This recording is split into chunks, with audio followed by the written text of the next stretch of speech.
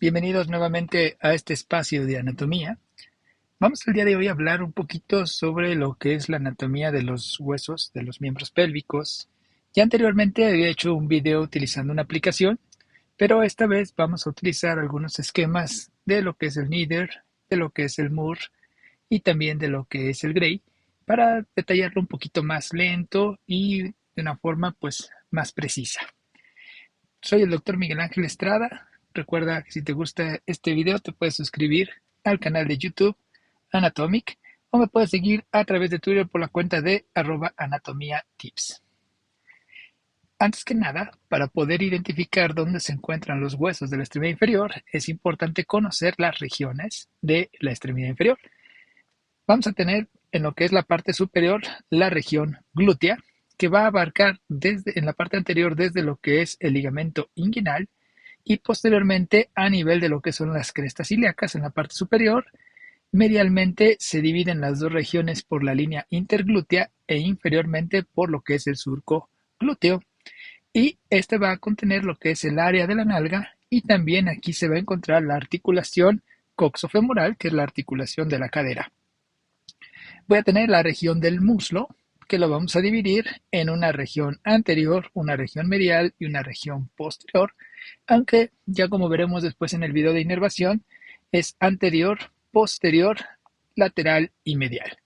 Y va a abarcar hasta lo que va a ser la zona de la rodilla, en donde esta parte de la rodilla se divide en una región anterior y en una fosa posterior conocida como la fosa poplitea, que tiene forma de un rombo. Caudalmente voy a encontrar ahora la región de la pierna, que va a abarcar de la rodilla hasta el tobillo, y también la voy a dividir en una región anterior, una región lateral y una región posterior. A nivel del tobillo, donde se encuentra la articulación talocrural, se encuentran los malleolos lateral y medial respectivamente, y después voy a tener lo que es la zona del pie, que va a tener dorso del pie, planta del pie, y bueno, se conoce también como el retropié y el antepié, donde se encuentran los dedos. ¿Cuáles son los huesos que vamos a tener entonces en la extremidad inferior? Los vamos a dividir en dos porciones. Uno que va a ser los huesos que van unidos al tronco y por eso se le llama la región del tronco, y la otra es la porción libre del miembro inferior. En la porción del tronco vamos a abarcar los huesos de la cintura pélvica, los de lo que es la región inguinal y sobre todo lo que mencionábamos hace rato, la región glútea, que comprende la nalga y la articulación de la cadera o coxofemoral. Ya en la porción libre de lo que es los huesos de la extremidad inferior, vamos a encontrar la región femoral, que tiene a lo que es el fémur, la región de la rodilla, donde se está articulando el fémur con la tibia, pero también aquí se encuentra la patela o rótula, la región de la pierna, que va a tener medialmente al hueso llamado tibia y lateralmente al hueso llamado fíbula, antes llamado peroné. En la región del tobillo voy a encontrar la articulación talocrural, que es entre la tibia, la fíbula y el hueso talus, también llamado astrágalo. Y finalmente la región del pie, que a nivel óseo lo vamos a dividir en tarso, que está en la parte posterior, metatarso, que está en la parte media, y falanges, que se encuentran a nivel de los dedos. Entonces, los huesos que van a conformar la extremidad inferior van a ser el hueso coxal, que se encuentra a nivel de la pelvis, y sabemos que este hueso coxal a su vez está conformado por tres huesos: hueso ilíaco, que es el más grande en forma de abanico, el hueso púbico, que está enfrente con sus dos ramas, y el hueso isquiático, que se encuentra en la región postero inferior. Después voy a tener a lo que es el fémur, que es el hueso más largo y pesado de nuestro cuerpo humano. Después enfrente tengo a la patela. Hacia abajo en la pierna voy a tener medialmente a la tibia, lateralmente a la fíbula, y decíamos que en la región del pie voy a tener primero el tarso, metatarso y falanges, y más adelante comentaremos los 7 huesos que conforman el tarso. Entre ellos hay articulaciones que las veremos en otro capítulo. Recordemos que entre el hueso coxal y el hueso fémur tengo la articulación coxofemoral. Entre lo que va a ser el fémur y la tibia tengo la articulación de la rodilla, que es una articulación tibiofemoral, y enfrente la patela se articula con el fémur como articulación también patelofemoral o de la rodilla. Entre lo que es la tibia y la fíbula se articulan proximalmente, es la articulación tibiofibular proximal. A nivel distal se van a articular como articulación tibiofibular distal y entre ellos a través de la membrana interósea. Y la del tobillo es la articulación talocrural. Ya después tengo articulaciones intertarsianas, articulaciones tarso-metatarsianas y articulaciones metatarsofalángicas y finalmente las interfalángicas, que como explicaba veremos en otro capítulo. Las extremidades inferiores se van a desarrollar en el feto aproximadamente entre lo que es la cuarta y la quinta semana de gestación. Las superiores van a hacerlo en la cuarta semana y las inferiores lo van a hacer en la quinta semana. Es donde van a aparecer unos esbozos que van a pertenecer a las extremidades. Del esbozo superior a la altura de los segmentos de C5 a T1 se va a encontrar el esbozo del miembro superior. Recordemos que en estos segmentos es donde surge el plexo braquial, que se encarga de la inervación de la extremidad superior. Y el esbozo inferior o del miembro inferior se va a encontrar desde los segmentos L2 a S2, que corresponde a los segmentos lumbosacros. Estos esbozos se van a ir desarrollando y se van a formar las paletas embrionarias de las manos, en donde después por apoptosis se van a ir separando las digitaciones y normalmente vamos a tener una flexión de ambas extremidades con una pronación. Sin embargo, la extremidad superior, por la posición anatómica, va a quedar libre gracias a lo que es la cintura escapular y va a presentar lo que va a ser una posición de supinación definitiva, en el cual en la parte superior va a ser la porción cefálica y en la parte inferior va a ser la porción basílica, y es por eso que los dermatomas se encuentran lineales. La extremidad inferior va a sufrir una rotación en pronación, sin embargo, esta pronación es definitiva y es por eso que la extremidad inferior se queda en esa posición de pronación y no se puede realizar supinación de la misma. Entonces, los huesos que vamos a encontrar en la región pélvica van a ser los huesos coxales. Tengo un hueso coxal del lado derecho, otro del lado izquierdo, y como mencionamos anteriormente, va a estar conformado cada hueso coxal por 3 huesos. El de mayor tamaño, con forma de abanico, es el hueso ilíaco. Enfrente voy a tener lo que es el pubis y en la parte posterior voy a encontrar el isquion. Los huesos que conforman el hueso coxal se van a encontrar unidos o articulados entre sí en una fosa conocida como acetábulo, que es una fosa en donde se encuentra articulada la cabeza del fémur. En este sitio, los 3 huesos se unen a través de un ligamento conocido como ligamento triradiado, que se va a ir osificando y más o menos a los 18 años de edad ya desaparece. En la parte superior entonces voy a tener el hueso ilíaco, que tiene forma de un abanico. Va a tener una cara interna y una cara externa. En la cara interna se encuentra una fosa conocida como la fosa ilíaca y en la cara externa vamos a encontrar unas líneas conocidas como las líneas glúteas. Voy a encontrar una línea glútea anterior, una línea glútea posterior y una línea glútea inferior. Recordemos que por enfrente de lo que es la línea glútea anterior se va a encontrar el músculo tensor de la fascia lata, entre las líneas glúteas anterior y posterior el músculo glúteo medio y por detrás de la línea glútea posterior el glúteo mayor y debajo de la línea glútea inferior el glúteo menor. La parte superior redondeada y aplanada se conoce como cresta ilíaca, que va a tener 2 espinas, una espina ilíaca anterosuperior y una espina ilíaca anteroinferior por la parte anterior y las espinas ilíacas posterosuperior y posteroinferior por la parte posterior. En este sitio también hay un engrosamiento con una zona rugosa que se va a conocer como la tuberosidad ilíaca y vamos a encontrar una superficie articular en forma de orejuela conocida como la cara auricular, donde articula con las alas del sacro. Hacia lo que es la parte central para formar el anillo pélvico se va a encontrar una línea conocida como la línea arqueada y por detrás va a encontrarse una incisura que se continúa con el ciático conocido como la escotadura ciática mayor o incisura ciática mayor. A nivel del acetábulo forma la parte superior del mismo. Por enfrente voy a tener al hueso pubis, que va a estar conformado por un cuerpo que se articula con el otro pubis a través de un cartílago secundario, que es una articulación de tipo sínfisis. Tiene una rama superior, una rama inferior. La rama superior se continúa con el hueso ilíaco, por eso se conoce también como la rama iliopúbica, y la rama inferior se continúa con la rama isquiática, por eso se conoce también como la rama isquiopúbica. Por encima del cuerpo voy a tener una cresta, conocida como cresta del pubis, y un pequeño tubérculo donde se está insertando principalmente el ligamento inguinal, y una zona que es la zona de eminencia pectínea, donde está la línea pectínea que sirve de inserción a lo que es el ligamento iliopectíneo o de Cooper, y también músculos como es el músculo pectíneo.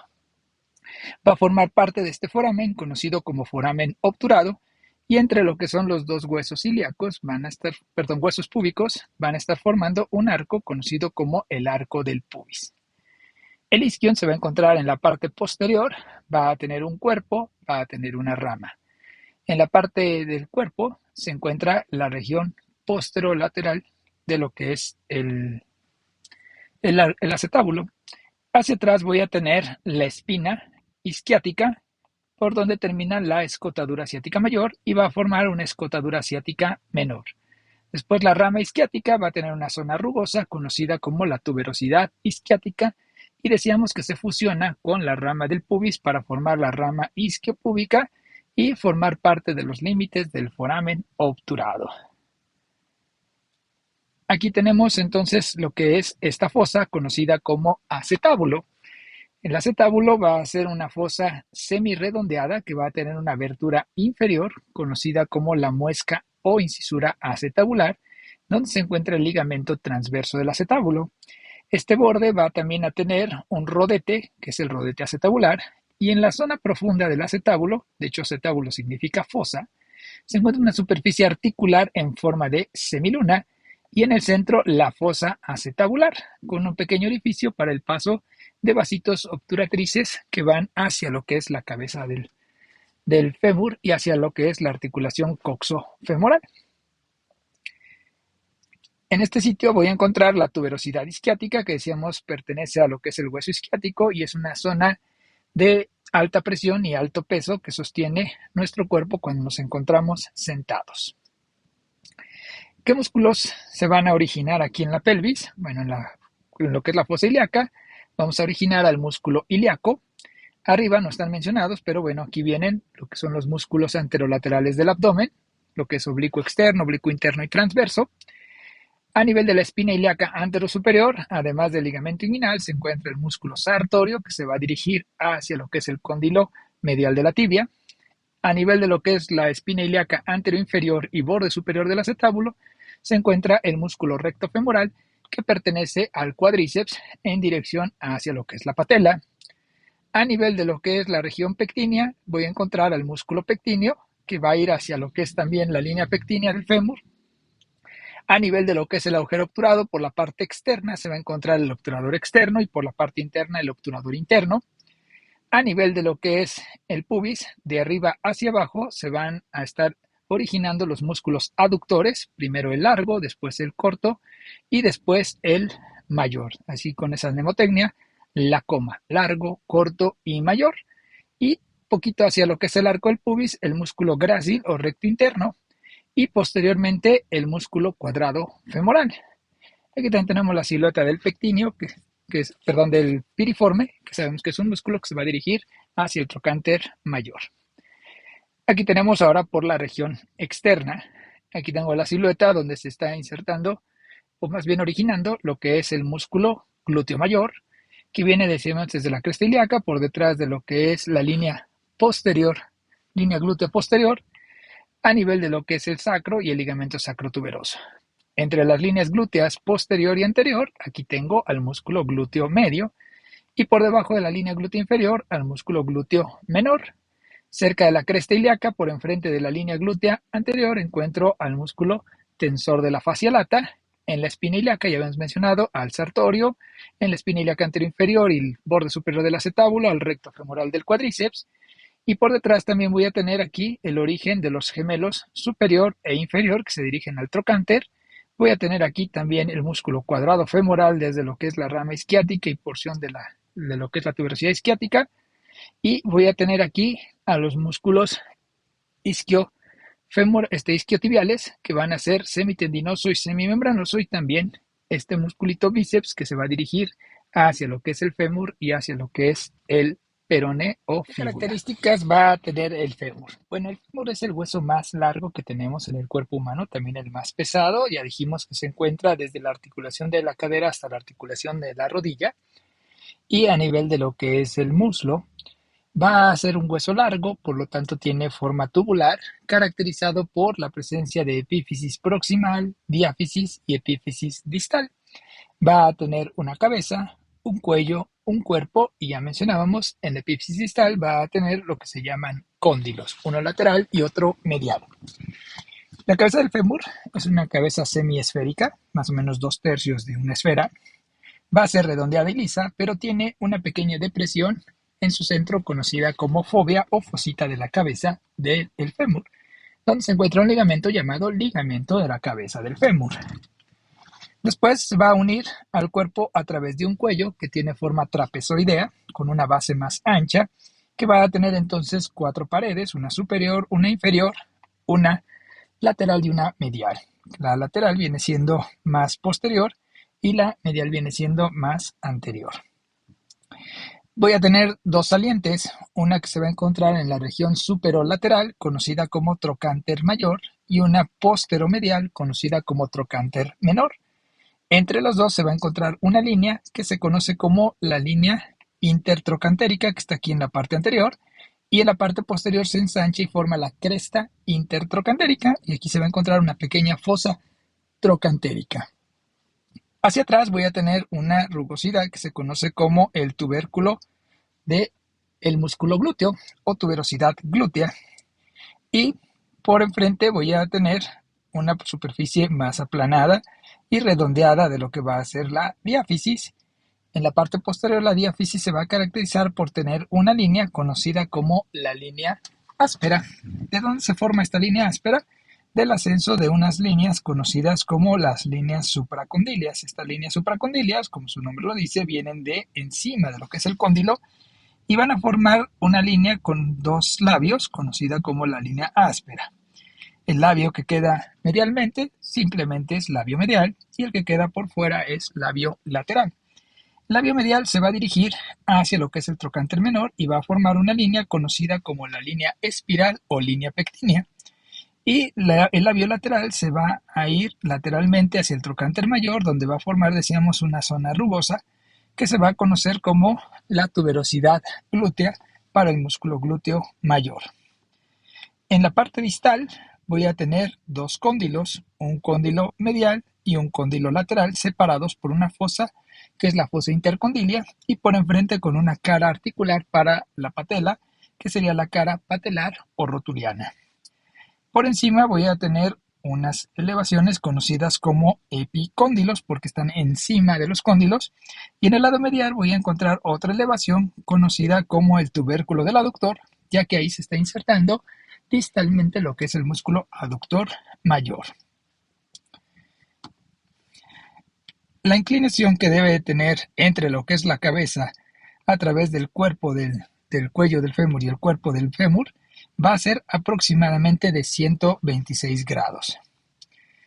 Aquí tenemos nuevamente la porción proximal con una cabeza en forma de esfera, tiene su fosita o fóvea de la cabeza del fémur, tenemos el cuello que decíamos en forma trapezoidea, tenemos aquí lo que es el trocánter mayor en la región lateral y anterior, y lo que es el trocánter menor posteromedial, decíamos separados por la línea intertrocantérica y por detrás por la cresta intertrocantérica con lo que es la fosa trocantérica. En este trocánter se insertan varios músculos, como van a ser el glúteo medio, como van a ser también los músculos piriforme, los gemelos, el obturador interno, y más hacia abajo tiene una elevacióncita conocida como tubérculo cuadrado, que es el sitio donde se va a estar insertando lo que es el músculo cuadrado femoral procedente de la tuberosidad isquiática. Aquí tenemos las inserciones que habíamos mencionado. Entonces en el trocánter mayor tengo los músculos obturador interno, los gemelos, por fuera lo que es también el músculo glúteo menor, y también hacia arriba el piriforme, por detrás en el tubérculo cuadrado, el cuadrado femoral. Más hacia afuera voy a tener la inserción para lo que es el glúteo mayor, y a nivel de la línea áspera, en los labios se van a estar insertando lo que van a ser los vastos del cuádriceps, se van a insertar también los músculos aductores, largo, corto, mayor, y también se va a estar insertando por detrás lo que son los músculos posteriores, como es el bíceps femoral, que va a tener una cabeza corta hacia lo que es el fémur. Y en la parte anterior también tengo para lo que es el vasto intermedio, que pertenece al cuádriceps, y el articular de la rodilla. Abajo en el tubérculo del aductor voy a tener entonces al músculo aductor mayor. En la parte posterior voy a tener el origen de los músculos posteriores de la pierna, como son el músculo plantar, los músculos gastrocnemios, cabeza medial, cabeza lateral, y el músculo popliteo. Y también aquí en los cóndilos voy a tener inserciones de los ligamentos cruzados de la rodilla. En el cóndilo lateral se inserta el ligamento cruzado anterior, en el cóndilo medial se inserta el ligamento cruzado posterior y también el ligamento menisco femoral, y los ligamentos popliteos lo hacen en el cóndilo lateral. Puede existir fracturas del fémur a nivel proximal, las son fracturas de cadera, a nivel diaficiario o también a nivel distal, que regularmente van a requerir tratamiento por lo que es el ortopedista para determinar si se requiere una inmovilización o un reemplazo de lo que es la cadera, o por colocar también placas anguladas. Recordemos que cuando hay una fractura existe dolor, inflamación, deformidad, crepitación, aumento de volumen, puede haber equimosis, y también en este caso de fractura de la cadera va a haber una rotación lateral de la extremidad con un acortamiento de la extremidad. La patela va a ser un hueso sesamoideo que se va a encontrar localizado en la parte anterior de la rodilla. Está metido entre lo que van a ser los tendones del cuádriceps y el ligamento patelar que la une a la que es la tuberosidad de la tibia. Tiene forma de una pirámide con una base superior, un vértice inferior, un borde lateral, un borde medial, tiene una cara anterior que es rugosa y una cara posterior que va a tener una superficie articular con lo que son los cóndilos del fémur. Este huesito también se puede llegar a fracturar y puede requerir también cirugías de tipo cerclaje. En la región de la pierna vamos a tener dos huesos largos. Lateralmente el hueso conocido con el nombre de fíbula y medialmente el hueso conocido como tibia, que es más voluminoso. Vamos a comenzar con la descripción de este último. La tibia es un hueso largo que se encuentra a nivel de la tibia medialmente y va a tener una epífisis proximal, una epífisis distal y una diáfisis. En su epífisis proximal se van a encontrar unas salientes conocidas como cóndilos.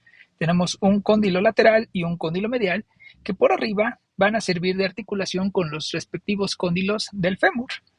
Esta parte superior va a ser aplanada, va a tener una área articular y es el sitio donde se van a encontrar unos fibrocartílagos conocidos como meniscos. El menisco medial tiene forma de una letra C y el menisco lateral tiene forma de una letra O. Y estos ayudan a reducir la fricción durante los movimientos de flexión y extensión de la rodilla. En medio de ellos voy a tener una elevación doble conocida como la eminencia intercondilia, que tiene un tubérculo intercondilio lateral y un tubérculo intercondilio medial. Y por enfrente se encuentra un área conocida como área intercondilia anterior, que es el sitio donde se va a estar originando lo que es el ligamento cruzado anterior, que se va a dirigir hacia lo que va a ser el cóndilo lateral del fémur. Y por detrás tengo el área intercondilia posterior, donde se va a encontrar el ligamento cruzado posterior, que se va a dirigir hacia lo que va a ser el cóndilo medial del fémur. Y bueno, también vamos a tener que en este cóndilo lateral una superficie articular para lo que va a ser la cabeza de la fíbula. Por lo tanto, la cabeza de la fíbula articula con lo que es el cóndilo lateral, formando la articulación tibiofibular proximal, que es una articulación sinovial plana. Y bueno, también aquí por enfrente en este cóndilo lateral voy a tener una rugosidad conocida como el tubérculo de Herdy, o también llamado tubérculo anterolateral, que es el sitio donde se está insertando el tracto iliotibial. Recordemos que ese tracto iliotibial es una extensión de los músculos de lo que es la región de la pelvis hacia el nivel de la región glútea, por lo que es los músculos glúteos y el músculo tensor de la fascia lata, y ese tracto se dirige hasta lo que es este cóndilo lateral de la tibia. También por enfrente vamos a encontrar lo que se conoce como tuberosidad de la tibia. Esta tuberosidad de la tibia es el sitio donde se está insertando el ligamento patelar. Este ligamento patelar, recordemos, es una extensión de los tendones del músculo cuádriceps cuando se insertan en la patela, y esta patela se inserta hacia este tubérculo a través del ligamento patelar. Una lesión puede condicionar una retracción de la patela y una alteración de la estabilidad de la rodilla con dificultad para la extensión. Por detrás voy a encontrar lo que se conoce como la línea del sóleo. Esta línea del sóleo va a servir precisamente de inserción a lo que es el músculo sóleo, que pertenece a lo que es el tríceps sural. Y por encima se va a encontrar un surco para la inserción del tendón de lo que es el músculo semimembranoso, que pertenece a los isquiotibiales. Y aquí hay que recordar también que en este cóndilo medial se va a encontrar la inserción distal de lo que son los músculos de la famosa pata de ganso, que van a ser el músculo sartorio o costurero, el músculo grácil o recto interno y el músculo semitendinoso. Hacia abajo, lo que es la diáfisis va a tener forma triangular, tiene un borde anterior, conocido coloquialmente como la espinilla, y que incluso está inmediatamente debajo de la piel. Vamos a tener un borde medial que se va a dirigir obviamente hacia la cara medial de la pierna, y un borde lateral en donde se va a encontrar la membrana interósea que vamos a describir en la siguiente diapositiva. Y hacia abajo voy a tener en su epífisis distal lo que ya va a ser la zona del tobillo. Tengo una saliente medial conocida con el nombre de maleolo medial. Este maleolo medial se alcanza a palpar también inmediatamente por debajo de lo que es la piel. Y por detrás de este maleolo se va a encontrar el surco por donde van a estar pasando los músculos, o los tendones más bien, de los músculos tibial posterior y el músculo flexor largo de los dedos. Lateralmente va a tener una pequeña escotadura por donde se va a encontrar la articulación tibiofibular distal, y hacia abajo va a tener una cara articular para lo que es la articulación talocrural a través de lo que es el hueso talus y la tibia, o astrágalo y la tibia. Y bueno, en la parte posterior también tenemos un pequeño tubérculo posterior que nos ayuda también de paso hacia lo que van a ser los tendones del flexor largo del dedo gordo. La fíbula también es un hueso largo, se encuentra también en la pierna, pero en la región lateral. También tiene una epífisis proximal, una epífisis distal y una diáfisis. Su epífisis proximal está constituida por lo que se conoce como la cabeza de la fíbula, que es el sitio donde va a estar articulando, o más bien, articulando lo que van a ser los ligamentos colaterales, laterales de la rodilla, pero también se va a estar insertando lo que es el tendón del músculo bíceps femoral. Y decíamos que se me está articulando con el cóndilo lateral de la tibia a través de la articulación tibiofibular proximal, la cual es de sinovial plana. Hacia abajo vamos a tener también forma triangular en su diáfisis, también tiene un borde anterior, tiene un borde lateral, un borde medial, y en este caso el borde medial es el que va a contener lo que es la membrana interósea. Y más distalmente va a pasar a través de lo que es la escotadura fibular de la tibia, y esta saliente ósea que se nos palpa en la región del tobillo, pero ahora en la región lateral, va a formar lo que se conoce como maleolo lateral, ¿sí? Obviamente en este sitio puede haber fracturas que pueden comprometer la articulación tibiofibular distal, la cual es una articulación de tipo sindesmosis y puede llegar a requerir una intervención quirúrgica. La membrana interósea, por lo tanto, decíamos, es una membrana fibrosa, fuerte, resistente, que va a estar uniendo al borde lateral de lo que es la tibia con el borde medial de la fíbula. ¿Qué músculos se van a estar originando o insertando a nivel de lo que es la pierna? Bueno, vamos a tener en la región anterior, recordemos que voy a tener 4 músculos anteriores, que van a ser el tibial anterior, voy a tener lo que va a ser el músculo extensor largo del dedo gordo, el extensor largo de los dedos, y también voy a tener uno que es inconstante, que es el fibular tercero, ¿sí? Y lateralmente, a nivel de lo que es la fíbula, voy a tener lo que van a ser los orígenes de los músculos fibular largo y fibular corto, que son los únicos 2 músculos laterales. Y posteriormente, en lo que es la región profunda, voy a tener lo que es el origen de los músculos tibial posterior y también de los músculos flexor largo de los dedos, flexor largo del dedo gordo, y también en este sitio voy a encontrar lo que van a ser algunos orígenes de lo que es el sóleo, que pertenece al músculo tríceps sural, y por arriba a nivel de los cóndilos del fémur tengo también el origen de los músculos gastrocnemios que van a complementar este tríceps sural, ¿sí? Músculos que son más superficiales, que están en la región posterior de la rodilla, como lo que es el músculo plantar y el músculo popliteo, se originan a nivel de lo que es el cóndilo lateral, pero también van teniendo inserciones distales a nivel de lo que va a ser el tercio proximal de la tibia. Y recordemos que habíamos mencionado que aquí se encontraba una zona rugosa donde se está insertando lo que va a ser el músculo semimembranoso, y por delante el tracto iliotibial en el tubérculo anteroposterior, antes llamado de Herdy.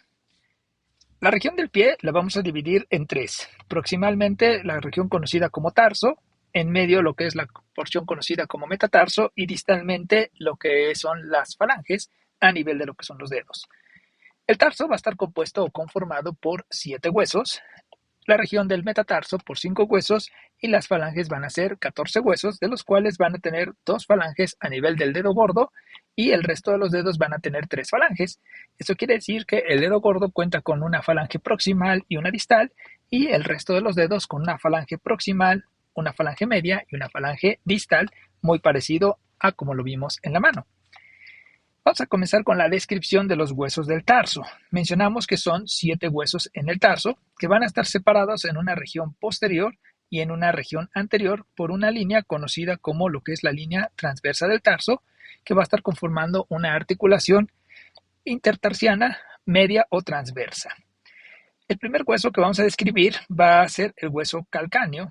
Este hueso calcáneo es muy voluminoso, va a estar conformando lo que es la zona del talón, va a tener una saliente ósea muy pronunciada hacia la parte posterior, conocida como tuberosidad del calcáneo, que es el sitio donde se está insertando el tendón calcáneo, antes conocido como tendón de Aquiles. Va a tener 2 tubérculos, que van a ser los tubérculos calcáneos, que sirven también de origen para lo que son los músculos de la región plantar, así como las aponeurosis y los ligamentos plantares.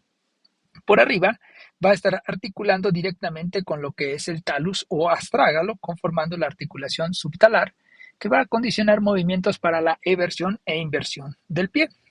Y por enfrente va a estar articulando principalmente con lo que es el hueso cuboides. El hueso talus, o también conocido como astrágalo, se encuentra en la parte superior, va a tener lo que es una cabeza, va a tener lo que es un cuello y un cuerpo. A nivel de lo que es la cabeza va a tener una tróclea. Esta tróclea va a servir para la articulación talocrural, que es una articulación en forma de mortaja que se va a encontrar entre los 2 malleolos, entre el malleolo medial y el malleolo lateral, y que va a constituir lo que es la articulación del tobillo, siendo una articulación de tipo ginglismo modificado que va a permitir movimientos de flexión y de extensión de lo que va a ser el dorso del pie o la región del pie. Y bueno, por delante, este hueso se va a estar articulando principalmente a través de lo que es la articulación transversa hacia lo que es el hueso navicular. Este hueso navicular va a tener forma de una escafa o navecita. De hecho, antes se le conocía como el escafoides del pie. Y ahora, bueno, para más practicidad y no confundirlo con el escafoides de la mano, se le ha cambiado el nombre por el hueso navicular. Este hueso navicular también va a estar articulando hacia enfrente con las 3 cúneas. Vamos a tener una cúnea medial, una cúnea intermedia y una cúnea lateral, que van a estar articulando con lo que van a ser las bases de sus respectivos metatarsianos, primero, segundo y tercero respectivamente. El hueso cuboides, como su nombre lo dice, tiene forma de un cubo, articula por detrás con lo que es el calcáneo, va a estar articulando también con lo que va a ser el hueso navicular y con lo que es la cúnea lateral. Y pues bueno, estos huesos que se encuentran aquí en lo que es la región del tarso, sobre todo lo que es el calcáneo, le va a dar estabilidad a lo que va a ser la postura, ya que va a tener un área de apoyo a nivel de lo que va a ser la tuberosidad del calcáneo. Hacia enfrente voy a tener 5 huesos largos que van a conformar la región del metatarso. El primer hueso y más voluminoso es el primer metatarsiano, y después de medial a lateral se van a enumerar primero, segundo, tercero, cuarto y quinto metatarsiano, que igual que lo que vimos en lo que es el metacarpo, van a tener una base que es proximal, un cuerpo y una cabeza que es distal. Entre lo que es el tarso y el metatarso se conforma la articulación tarso-metatarsiana, que son articulaciones de tipo sinovial plana. Y entre lo que es las cabezas del metatarso con las bases de las falanges proximales van a estar constituyendo la articulación metatarso-falángica, que es una articulación de tipo elipsoidea sinovial. Las falanges, ya hemos mencionado que el dedo gordo va a tener solo una falange proximal y una distal, y el resto de los dedos van a tener una falange proximal, una media y una distal. Son huesos largos, constituidos también por una base, que es su epífisis proximal, un cuerpo que es su diáfisis y una cabeza que sería su epífisis distal. Y entre ellos están articulados por medio de articulaciones de tipo ginglimo o trocleares, que van a condicionar movimientos de flexión y extensión. Y pues bueno, en este sitio, el pie, desde el punto de vista clínico, lo vamos a dividir entonces en una porción posterior, una porción media y una porción anterior. Y entonces aquí vemos que en la porción posterior se encuentra lo que es el talus y lo que va a ser el calcáneo.